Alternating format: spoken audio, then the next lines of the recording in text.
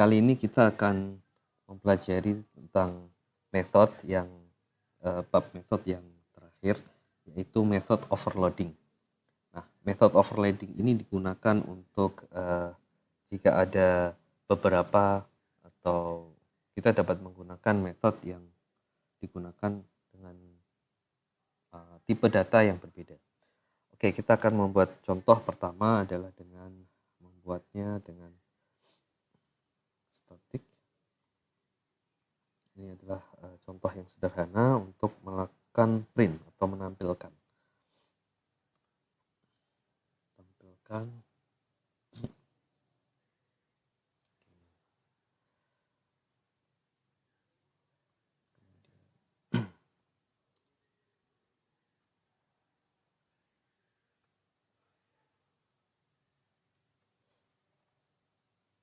Ini saya akan menampilkan yaitu nilai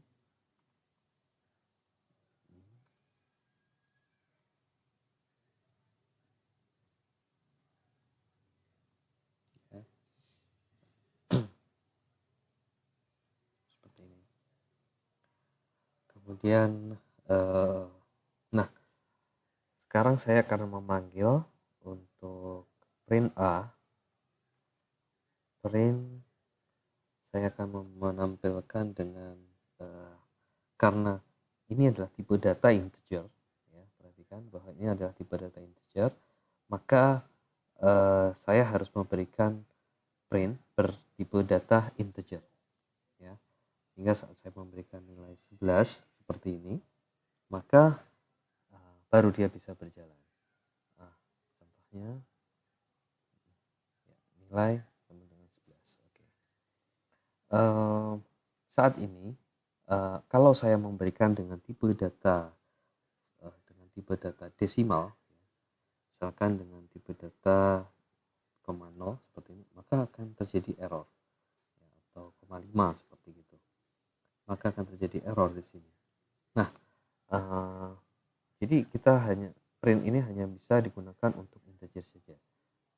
Nah, overloading di sini adalah dapat menambahkan, ya, dengan menambahkan metode baru yang bertipe data tuple, ya, kemudian sama seperti di sini, nah, seperti ini. Maka karena tersedia tipe data double, maka 0,5 di sini dapat istilahnya dapat memilih. Jika di sini adalah tipe data double, maka dia akan menjalankan yang double di sini. Ini adalah nilai bilangan bulat, nilai ya seperti ini. Maka saat saya jalankan, maka ini akan menjalankan bilangan cacah. Dan apabila saya menjalankan yang bulat, ya, maka dia akan mengambil bilangan bulat. Nah, ini adalah overloading. Saat ini dia hanya bisa digunakan untuk dua integer dan double. Kita juga dapat membuat lagi. Saya akan buat seperti ini, copy paste aja. Ya. Print ini saya juga dapat menggunakan string atau nilai dalam teks, dalam string, atau begini adalah kita dapat menggunakan dalam string. Nah, karena ini ada dua hal seperti ini, maka apabila saya membuatnya dalam bentuk string, ya, maka dia tidak ada masalah di sini. Seperti ini. Maka diperbolehkan. Maka dia akan mencari nilai dalam string. Dia akan menampilkan nilai tersebut dalam string. Oke. Ini adalah method overloading, yaitu memberikan metode dengan parameter yang memiliki tipe data yang berbeda-beda. Dengan begini, isi atau nilai ya, argumen akan dapat dipas atau dikirimkan sesuai dengan tipe data pada argumen seperti itu. Ini adalah gambaran dari method overloading. Oke, ini adalah contoh metode yang terakhir. Jadi kita sudah mempelajari dari metode parameter, multiple parameter, kemudian metode untuk yang dapat argumen ya, optional argumen seperti memberikan nilai pass by value, pass by name, ya, pass by dengan reference, juga dengan out, seperti pada video yang sebelumnya. Nah, sekarang kita akan mencoba membuat perhitungan matematika. Kita akan membuat sebuah bilangan atau namanya adalah metode untuk rekursi. Recursive method ini digunakan untuk memanggil metode dari dalam metode, ya, memanggil metode dari dalam metode. Ini digunakan untuk perhitungan matematika dalam menghitung bilangan faktorial.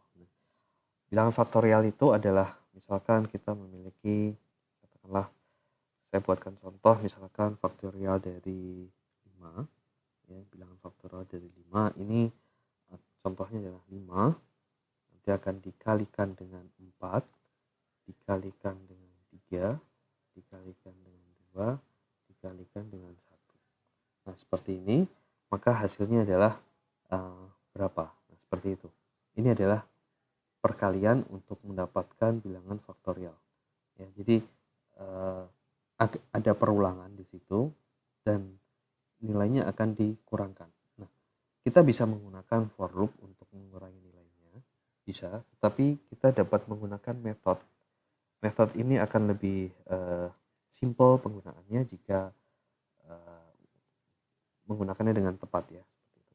Saya akan buatkan static integer faktorial n jika n hasilnya sudah sampai dengan angka 1, ya, maka kembali ke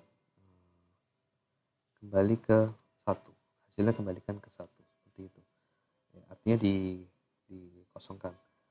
Tetapi jika hasilnya tidak atau belum sampai 1, maka nilainya n dikalikan dengan, nah, perhatikan di sini bahwa dikalikan dengan bilangan faktorial tersebut, seperti itu, ya. Bilangan dengan faktorialnya, ya. Jadi ini metode di sini saya panggil ulang, ya, seperti itu. N dikurangi 1. Oke.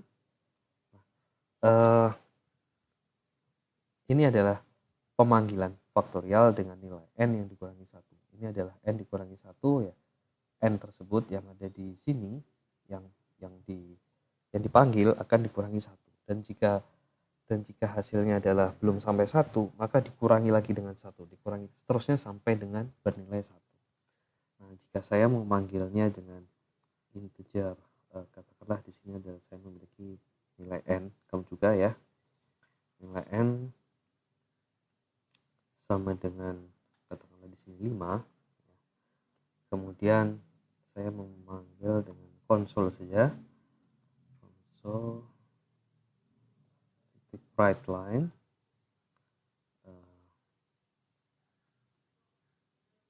nilai faktorial dari n atau dari 0, seperti ini, adalah, kemudian saya isikan setiap variabelnya adalah n dan faktorial dari n. Nah, seperti ini. Oke, siap, saya akan jalankan. Berapakah nilai faktorial dari 5? Kita jika dijalankan, maka hasilnya nilai faktorial 5 adalah 120. Seperti itu. Anda juga dapat melakukan cek. Saya silahkan dapat dicek apakah benar dengan nilai faktorial dari 5 adalah 120. Kita juga dapat membuat 15 seperti ini. Berulang cukup banyak ya. Faktorial ini cukup besar. Oke, ini adalah contoh salah satu dari bilangan faktorial seperti itu. Kemudian hal lain yang dapat kita lakukan dengan metode dalam membuat matematika ya, setelahnya seperti itu kita dapat menggunakan atau dengan perulangan kita akan menggambar piramid atau kita akan membuat piramid dengan tanda curve gitu, dengan tanda istilahnya bintang gitu ya, cukup membuat bintang gitu. Simpel sih sebetulnya, cuman ini logikanya cukup panjang, jadi saya akan menulis ulang di sini, atau nggak perlu tulis ya di sini aja. langsung di sini statik. Nah, hebatnya metode ini dia tidak terjadi istilahnya bertabrakan antara metode satu dengan metode yang lain, kecuali jika dia sharing atau dipanggil dari menggunakan variabel yang sama. Nah, saya akan membuat di bawah dari bilangan faktorial static void gambar piramid seperti gini, integer n ya, walaupun n sudah dideklarasikan tetapi n di sini berbeda dengan n yang di piramid ya, karena skupnya adalah berbeda lokasinya. Jadi ini hanya digunakan pada void gambar piramid, sedangkan di sini adalah bilangan faktorial saja, sehingga n-nya nilainya sudah berbeda di situ. Nah, ini kita akan membuat sebuah perulangan yang pertama ya. Cukup pertama di sini for integer i sama dengan 1 ya. Kemudian i lebih kecil sama dengan dari n ya. Jika lebih kecil dari sama dengan n, kemudian i plus plus ya, seperti itu. Nah, kita memiliki n ini didapatkan dari saat pemanggilan di tempat lain seperti itu. Misalkan kita berikan berapa kali perulangan yang kita akan lakukan seperti itu. Kemudian di sini ini perulangan yang pertama. Kemudian perulangan yang di dalam perulangan itu ya, kita akan siapkan terlebih dahulu.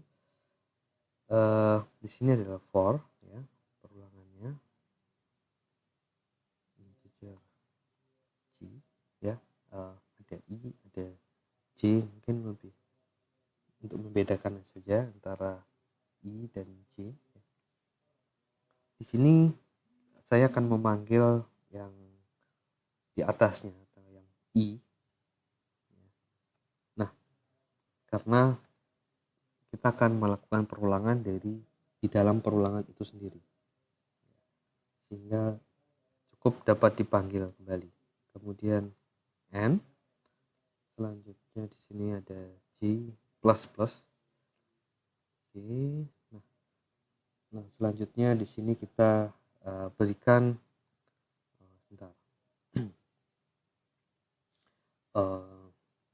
bentar saya berpikir dulu. Jika begini, oke, selanjutnya console titik write line ya. Di sini kita akan berikan turun satu baris ya, seperti itu. Di sini kemudian kita turun satu barisnya yang setelah berulang, tapi saat ini kita berikan spasi ya, dengan write saja. Kalau pakai line berarti akan turun satu baris. Kemudian di dalam ini kita akan memberikan lagi perulangan sekali lagi. Oke, kita i, ada i, j, terus variabelnya kita kasih k aja, k sama dengan perulangan. Oke, ini akan diulang kembali ya, perulangan yang berikutnya. Jika lebih kecil sudah lebih kecil sama dengan 2 ya, dikalikan dengan I. Oke. Ini bentuk begini untuk odd numbers ya, atau bilangan ganjil ya. Karena kita kasih ya bilangan ganjilnya di situ. Dikurangi dengan 1. Hasilnya adalah bilangan ganjil. Oke, terus K plus ya, karena namanya perulangan seperti itu. Dan di sini kita akan baru kita tuliskan console titik write lagi, karena belum untuk berpindah. Kita akan isikan tanda bintang, kemudian plus seperti ini.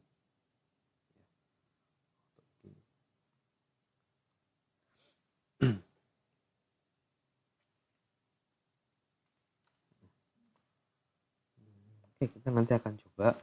Biasanya kalau ada error ya, kita akan mencoba. Jika ada error, maka kita akan perbaiki di mana letak kesalahannya, seperti itu. Nah, ini write line di sini, maka artinya berpindah baris seperti itu. Oke,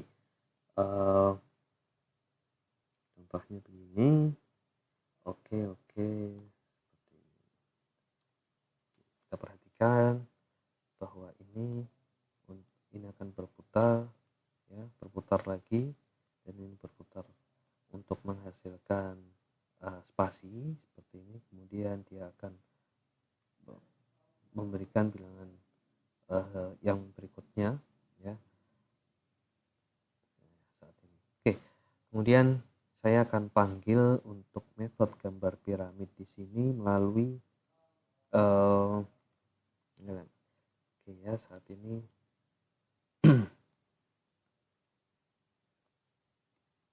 console titik write line gambar piramid n saja di sini saya akan isikan karena dia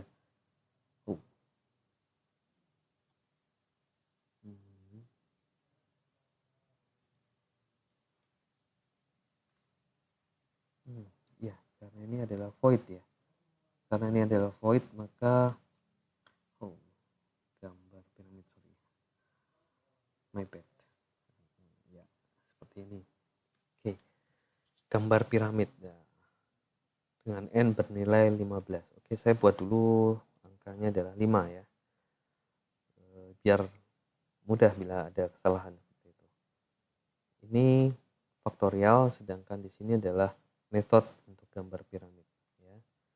Yang kita panggil saat ini adalah gambar piramid.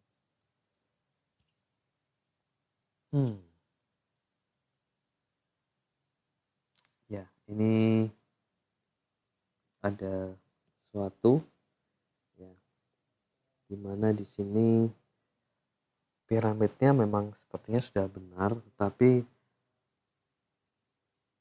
kurang rata ya, seperti itu. Oke, kita akan cek dulu kira-kira bagian apa yang mengalami ada kesalahan di sini. Oke, di sini dia akan berputar ya. Kemudian di sini dia akan melakukan perputaran.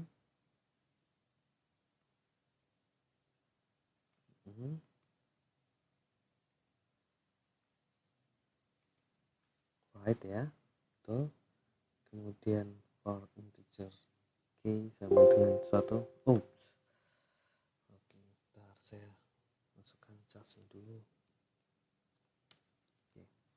Kemudian setelah dia berputar di plus right, kemudian dia akan sama dengan 1 lebih kecil dari 2, 1 dikurangi ya, seperti ini.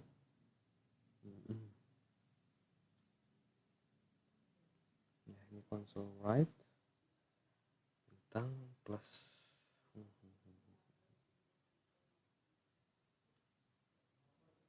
oke, ini coba saya hilangkan ini terlebih dahulu apa ya jadinya. Oke, good. Nah, ternyata saya berlebih. Oke ya, saya akan coba dengan nilai yang lebih besar, misalkan 10. Maka kita membuat ya, oke, piramidnya makin besar. Kemudian saya akan buat lagi 15 ya. Ini akan terus berlipat ya, besar. Oke, sampai di sini kita mempelajari tentang method. Ya, jadi di sini kita juga dapat mengulang kembali method n, atau di sini pertama kita mulai dari yang kecil, misalkan ini 5. Kemudian di sini saya kasih 10. Oke, jika seperti ini gimana hasilnya? Ya, ada beberapa jenis ya, seperti itu. Gimana jika saya tambahkan satu lagi yang ke 15? Sepertinya oke, kita cukup bermain-main ya. Saat ini kita selesai belajar method. Untuk video yang selanjutnya kita akan belajar tentang array. Di dalam array ini juga terdapat multidimensional array. Oke. Sampai jumpa untuk pada video yang selanjutnya. Terima kasih.